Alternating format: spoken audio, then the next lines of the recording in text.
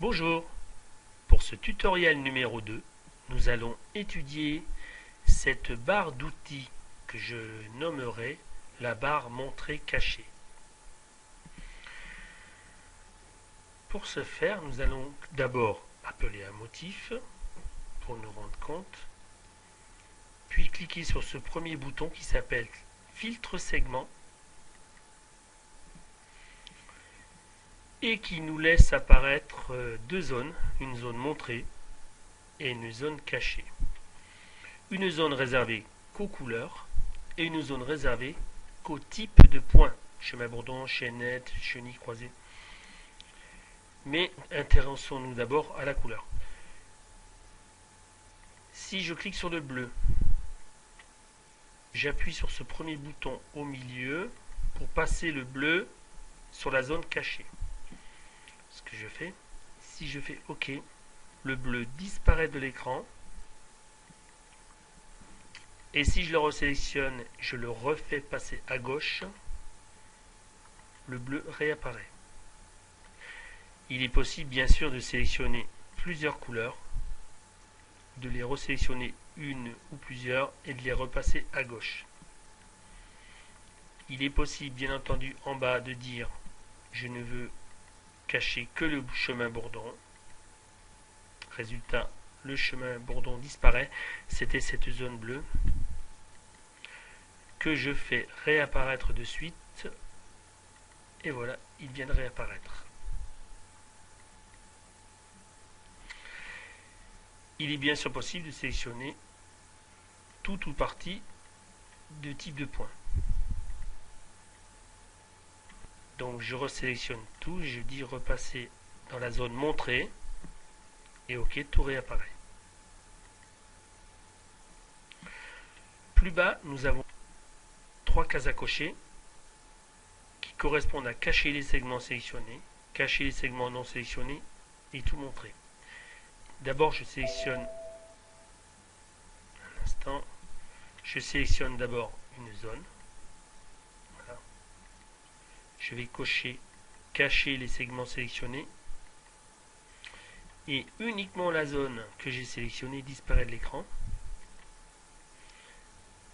Je reprécise tout remontrer à l'écran.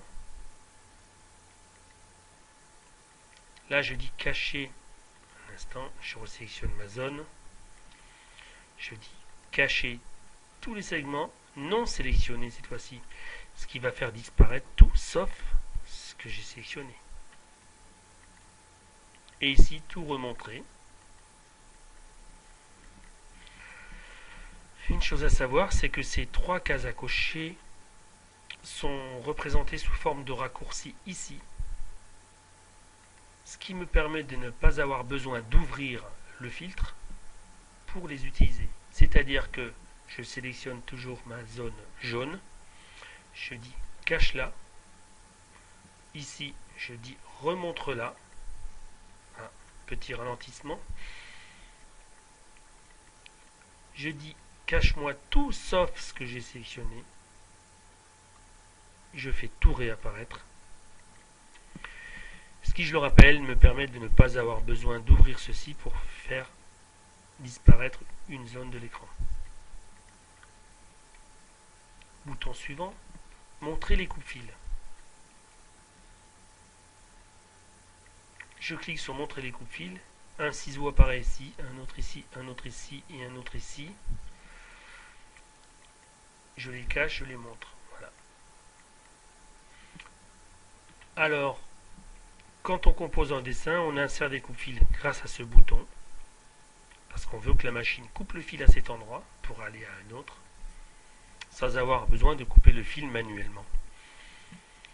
Donc on insère des coupe-fils et bien souvent on met un nœud avant que le fil soit coupé. Voilà pour cet outil. Montrer les points. Montrer les points correspond à montrer les piqûres. Chaque point noir représente une piqûre. Voilà. Montrer les perles. Montrer les perles signifie simplement, je vais aller sur une zone, Montrer les perles. Alors que sont les perles? Ce sont les lignes de direction qui sont ici, qui donnent la direction d'un point. Voilà. Si je change la direction ici, vous voyez, le point est déformé. Montrer les perles signifie aussi montrer le point d'entrée qui est représenté par un point et montrer le point de sortie qui est représenté par un triangle rouge.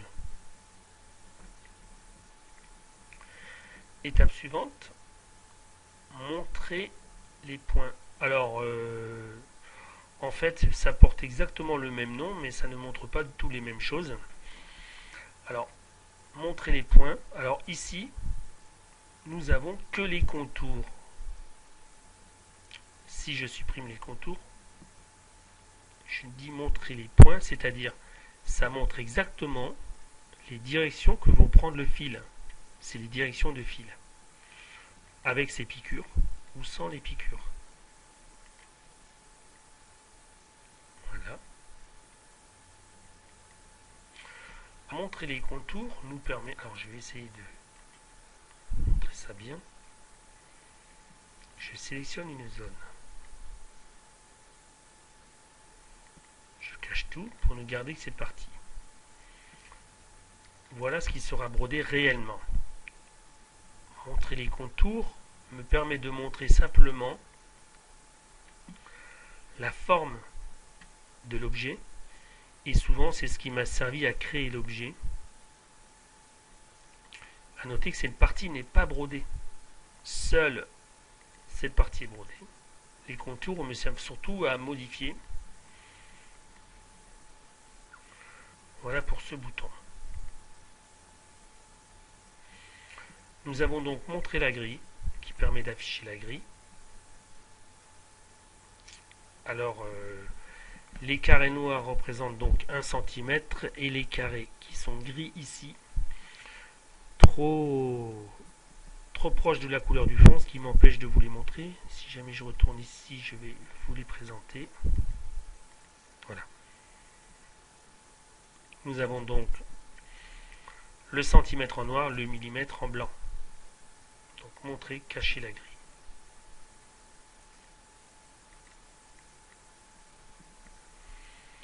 Je passerai sur ce bouton car il concerne la découpe laser et je ne dispose pas de cette option. Étape suivante, nous avons caché, montré la barre redessinée. Alors cet outil nous permet de voir la broderie s'exécuter telle que la machine le fera. C'est-à-dire que si je pousse cette tirette ici, je fais lecture, nous voyons notre broderie telle qu'elle va s'exécuter dans l'ordre précis. Ce bouton me permet d'aller plus vite ou moins vite à l'écran, ce qui ne changera rien à la broderie et à la machine. Nous avons donc des boutons arrière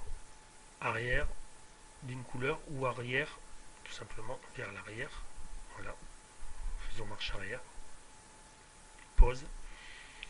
Comme un petit magnétoscope qui nous permet de voir notre broderie se réaliser. Nous sortons de cette option par le même bouton qui est montrer cacher la barre redessinée. Puis nous passons au bouton 3D qui nous permet de montrer notre broderie sous un aspect plus réaliste.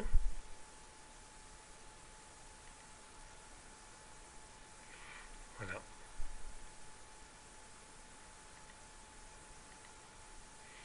J'enlève 3D. Étape suivante, je sélectionne cette partie bleue, je montre les piqûres et je passe au bouton suivant qui est 1, 10, 100, 1000. Donc ces boutons ne peuvent fonctionner qu'avec cet outil qui est sélection de points. Je sélectionne donc un point, ce qui me permet d'avancer point par point dans mon dessin, soit 10 par 10, 100 ou 1000. Ce bouton me permet d'aller à la commande suivante, c'est-à-dire tout simplement d'aller à la fin de cet objet ou d'aller une commande suivante. Ça peut aussi être un coupe-fil, un nœud. Donc c'est pour aller simplement aller à la commande suivante. Celui-ci me permet de passer à la couleur suivante. Voilà. Et là, aller au départ ou à la fin du dessin. Nous étudierons ces deux boutons plus tard, car ils ne sont pas du tout dans la même catégorie que les autres, c'est-à-dire montré caché.